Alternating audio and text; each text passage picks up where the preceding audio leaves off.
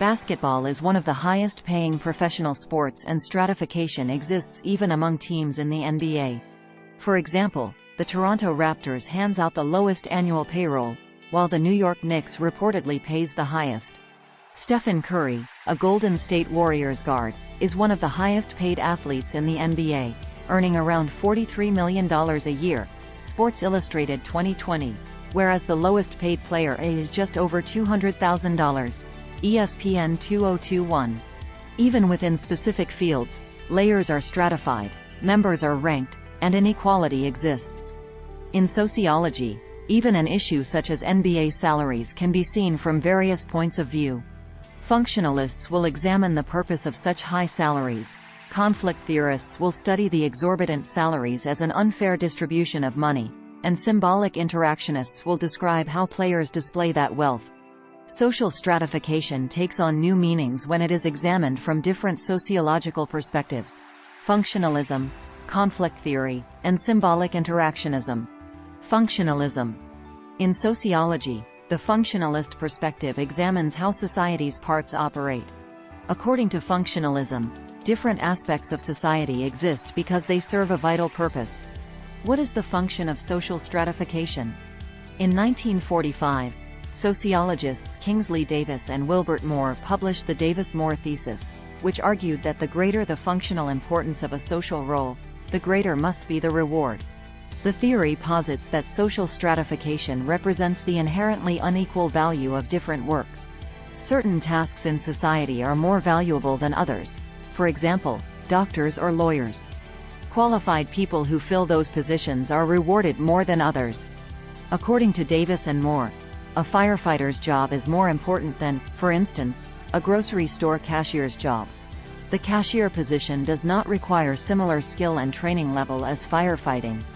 Without the incentive of higher pay, better benefits, and increased respect, why would someone be willing to rush into burning buildings?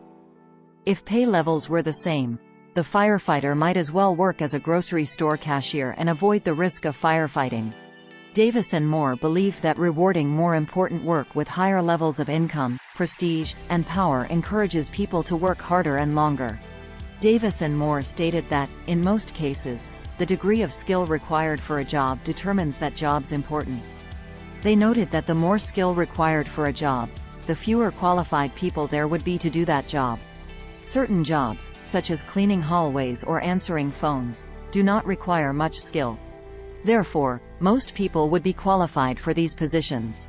Other work, like designing a highway system or delivering a baby, requires immense skill, limiting the number of people qualified to take on this type of work.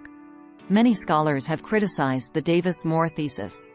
In 1953, Melvin Tooman argued that it does not explain inequalities in the education system or inequalities due to race or gender.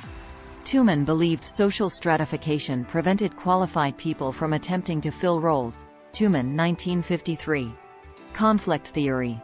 Figure 9.13. These people are protesting a decision made by Tennessee Technological University in Cookeville, Tennessee, to lay off custodians and outsource the jobs to a private firm to avoid paying employee benefits. Private job agencies often pay lower hourly wages. Is the decision fair? Credit: Brian Stansberry, Wikimedia Commons. Conflict theorists are deeply critical of social stratification, asserting that it benefits only some people, not all of society.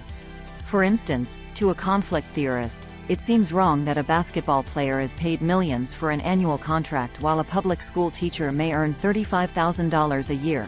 Stratification, conflict theorists believe, perpetuates inequality. Conflict theorists try to bring awareness to inequalities, such as how a rich society can have so many poor members. Many conflict theorists draw on the work of Karl Marx. During the 19th century era of industrialization, Marx believed social stratification resulted from people's relationship to production. People were divided into two main groups. They either owned factories or worked in them. In Marx's time, bourgeois capitalists owned high-producing businesses, factories, and land, as they still do today. Proletariats were the workers who performed the manual labor to produce goods. Upper-class capitalists raked in profits and got rich, while working-class proletariats earned skimpy wages and struggled to survive.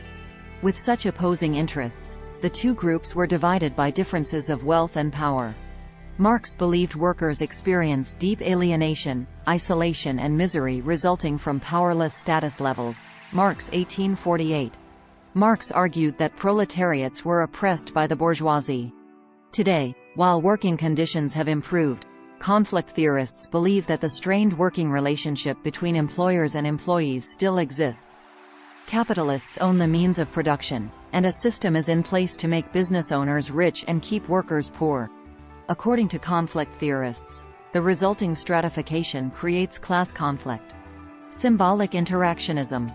Symbolic interactionism uses everyday interactions of individuals to explain society as a whole. Symbolic interactionism examines stratification from a micro-level perspective. This analysis strives to explain how people's social standing affects their everyday interactions. In most communities, people interact primarily with others who share the same social standing. It is precisely because of social stratification that people tend to live, work, and associate with others like themselves, people who share their same income level, educational background, class traits and even tastes in food, music, and clothing.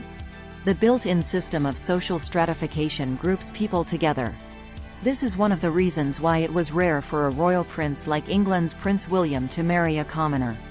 Symbolic interactionists also note that people's appearance reflects their perceived social standing.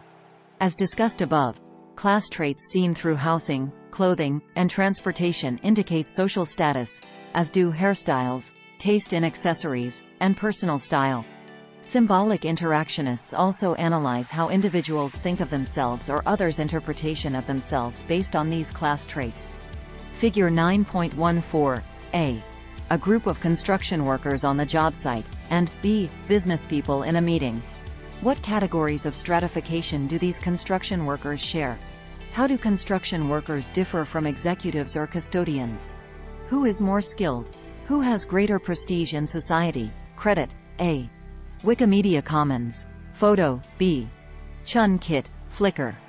To symbolically communicate social standing, people often engage in conspicuous consumption, which is the purchase and use of certain products to make a social statement about status. Carrying pricey but eco-friendly water bottles could indicate a person's social standing, or what they would like others to believe their social standing is. Some people buy expensive trendy sneakers even though they will never wear them to jog or play sports. A $17,000 car provides transportation as easily as a $100,000 vehicle. But the luxury car makes a social statement that the less expensive car can't live up to. All these symbols of stratification are worthy of examination by an interactionist.